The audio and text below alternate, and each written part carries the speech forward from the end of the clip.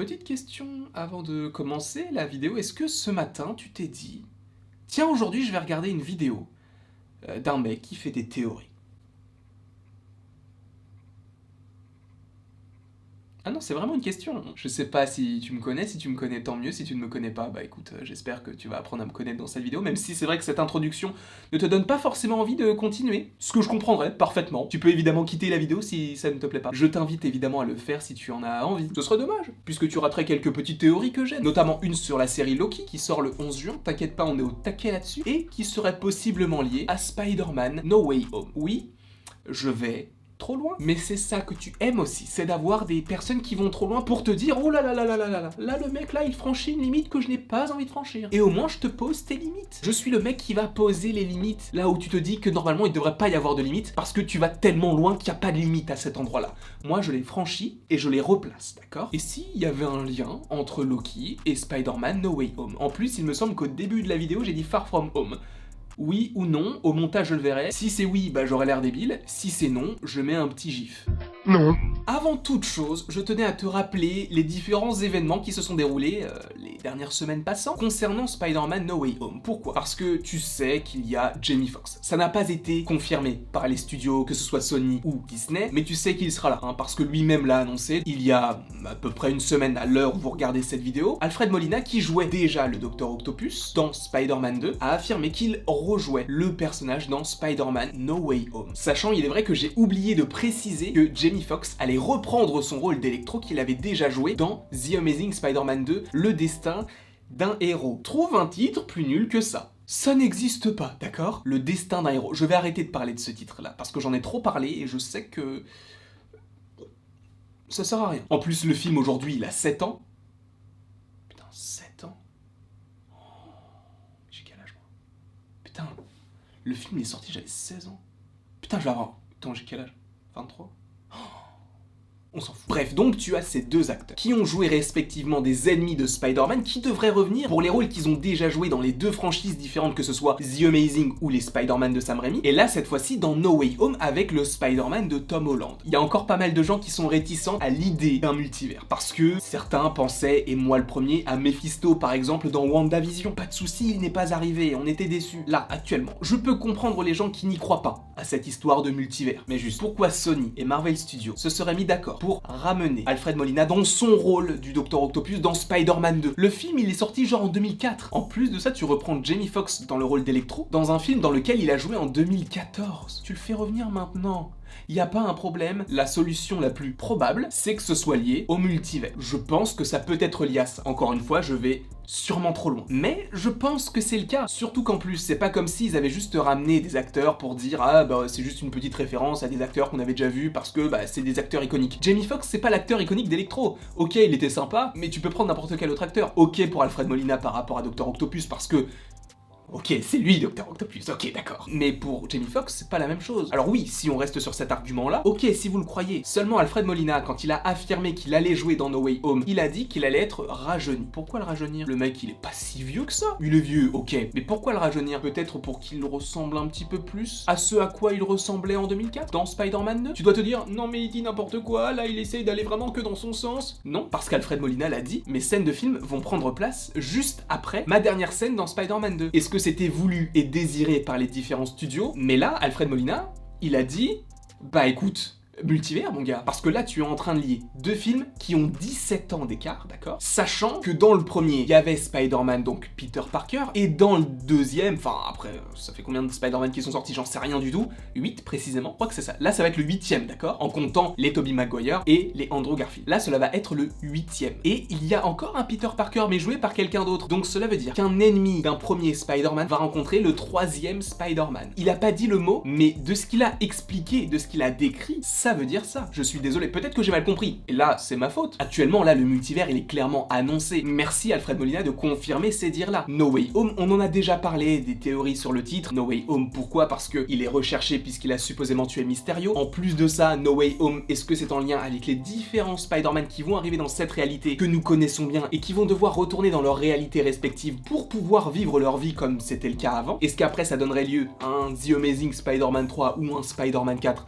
J'en sais rien et c'est pas le sujet, même si j'y crois pas Pas du tout, c'est jamais, hein. Maintenant, on va avoir un film Spider-Man 3 avec Docteur Octopus, avec Doctor Strange, avec les 3 Spider-Man, avec Electro, avec trop de gens. Et surtout, j'oublie le point essentiel de ce film, Zendaya. Je t'aime. Tu ne regarderas jamais cette vidéo, mais sache que l'amour que j'éprouve pour toi est semblable à l'amour qu'a une loutre envers une autre. C'est te dire si mon amour est puissant pour toi. Restons sur Spider-Man No Way Home. On conclut par rapport à tout ce que je vous ai dit précédemment qu'il y a bien le multivers dans ce film, vraisemblablement par rapport au fait qu'il y ait les différents ennemis et possiblement les 3 Spider-Man. Comment est-ce que tout cela pourrait arriver? Ça, c'est une bonne question. Parce qu'à l'époque de WandaVision, on pouvait se dire, bah Wanda va ouvrir les portes du multivers, etc. C'était une théorie qui aurait pu être plausible jusqu'à la fin de WandaVision, puisque Wanda n'a pas l'air de faire ce genre de choses. Elle le fera peut-être dans Doctor Strange 2, mais Doctor Strange 2 semble se dérouler possiblement après Spider-Man 3, et en plus de ça, il sort juste après. C'est le film qui suit, dans le sens où No Way Home devrait sortir mi ou fin décembre, et Doctor Strange 2 sort en février, donc on a vraiment très peu de temps entre les deux films. Comme si l'un était la partie 1 et l'autre la partie 2. Tu dois te dire, là il nous parle.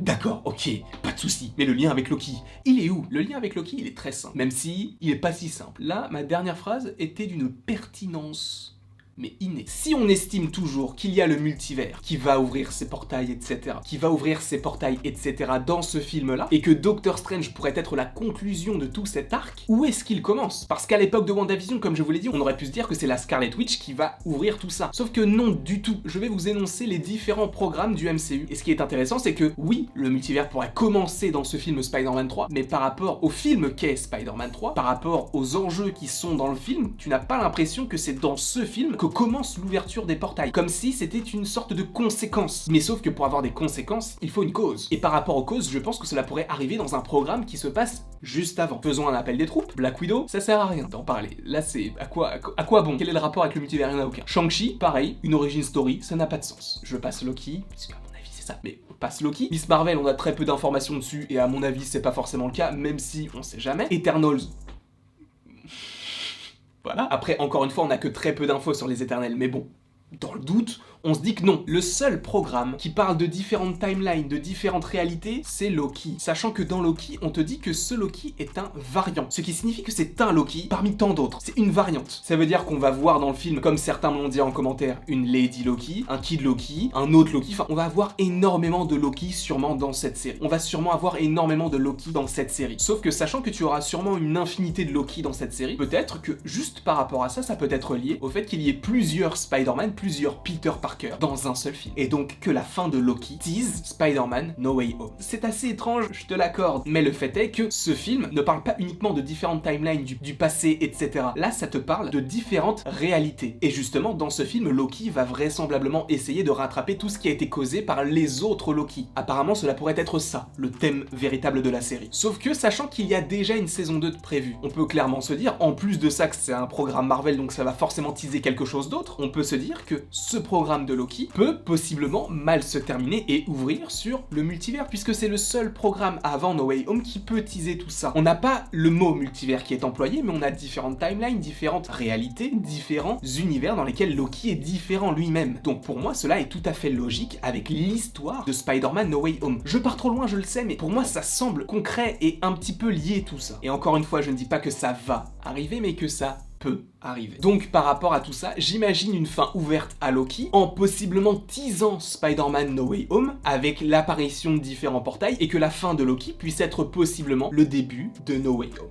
Encore une fois, on n'a aucune certitude puisqu'on n'a pas vu Loki. À l'heure où je tourne cette vidéo, on n'a aucun visuel de No Way Home, donc pour l'instant, c'est niette. Mais si c'est ça, ça peut être hyper cool, je trouve. Et en plus de ça, il y a pas mal de rumeurs insistantes comme quoi Tom Hiddleston serait au casting de Doctor Strange in the Multiverse of Madness. À prendre avec d'énormes pincettes, comme je vous l'ai dit, ce sont des rumeurs, rien n'est affirmé, mais apparemment, il pourrait être dans le film. Oui, peut-être que Doctor Strange donc va ouvrir des réalités et des réalités dans lesquelles Loki est encore en vie. Peut-être que ça va se passer comme ça. Peut-être que cela va se passer comme ça. Mais j'ai pas l'impression du tout même. Ce n'est qu'une impression encore une fois et ce n'est que moi qui le dis. Peut-être que vous avez d'autres impressions et peut-être que vous avez d'autres idées.